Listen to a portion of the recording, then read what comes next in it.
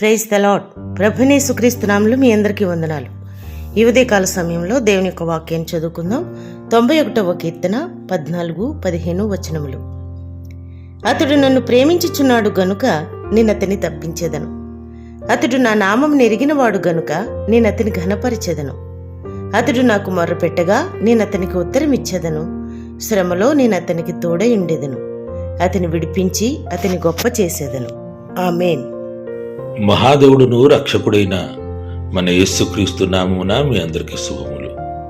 అందరూ బాగున్నారా? మీరు అందరూ బాగుండాలని దేవుని సన్నిధిలో మీ కొరకు ప్రతిదినం ప్రార్థన చేస్తున్నాం. అయితే ఉదయకాల సమయంలో దేవుని యొక్క వాక్యం మనము చదివాం కదా. మన దేవుడు విడిపించే దేవుడే ఉన్నాడు. మన దేవుడు మన ప్రార్థన విని ప్రార్థనకే సమాధానం ఇచ్చే దేవుడుగా ఉన్నారు. అలాగే మనల్ని విడిపించి ఆయన గొప్ప చేస్తాను అనే వాగ్దానము ఇస్తున్నాడు. హల్లెలూయా. కష్టాల నుండి మనల్ని తప్పించి ఉన్నత స్థితిలో నడిపిస్తానని చెప్తున్నాడు. కానీ ఎవరు అటువంటి స్థితికి వస్తారంటే ఎవరెవరైతే ఆయనను నిజముగా ప్రేమిస్తారు, ఎవరెవరైతే ఆయన నామము పెట్టబడిన వారుగా ఉన్నారు, అనగా రక్షించబడిన వ్యక్తులుగా ఉన్నారు. ఆయనను ప్రేమించుట అంటే ఆయన మాటలో గాయకొనుట అనే అర్థం. ప్రియ దేవుని బిడ్డలారా, మరి మీరు ఎలాగున్నారో ఒకసారి ఆలోచించండి. కష్టాల నుండి తప్పించబడాలని ప్రతి ఒక్కరే కోరుకుంటారు.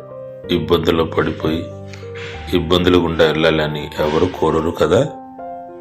అయితే ఇబ్బందుల నుండి బయటకు రావాలని కోరుతున్న మనము దేవుణ్ణి ప్రేమించుచున్నామా లేదా అది మనం గ్రహించాలి. ముందు రక్షణ పొందాలి, రెండవది ఆయనను నిజముగా ప్రేమించాలి. ప్రేమించడము అంటే మనం చాలాసార్లు అవును యేసుప్రభు అంటే మాకు ఇష్టము, యేసుప్రభు నేను ప్రేమిస్తున్నాను అని చెప్తుంటాం. కానీ ఆ ప్రేమించే క్రియలు మాత్రం మనలోనే ఉండదు. దేవుని యొక్క మాట సరిగా వినవు, దేవుని యొక్క మాట ప్రకారం బ్రతకవు, దేవుని యొక్క మాట లోబడి మనము నడవు.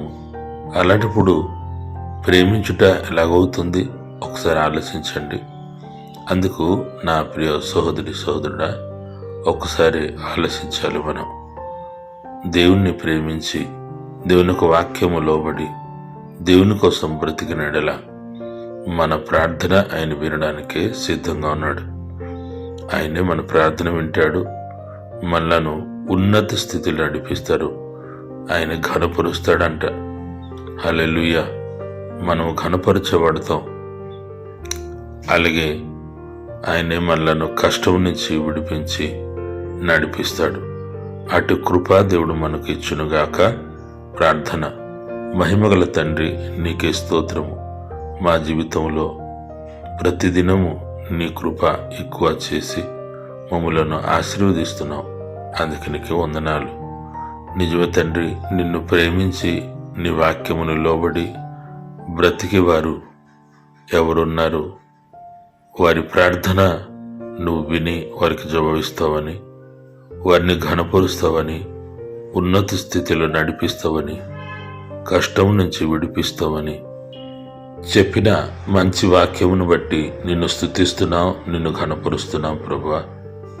నాయనా, ఈ ప్రార్థన వింటున్న ప్రతి బిడ్డలను ఆశీర్వదించండి. వారి కష్టాల నుంచి వారిని విడిపించండి. వారి ప్రార్థనను మీరు విని ఆశీర్వదించి వాళ్ళ ప్రార్థనకి జవాబు దయచేయండి. వారిని ఉన్నత స్థితిలో నడిపించండి. యేసుక్రీస్తు నామములో అడుగుచున్నాము తండ్రి. ఆమేన్. దేవుడు మిమ్మలను ఆశీర్వదించునుగాక.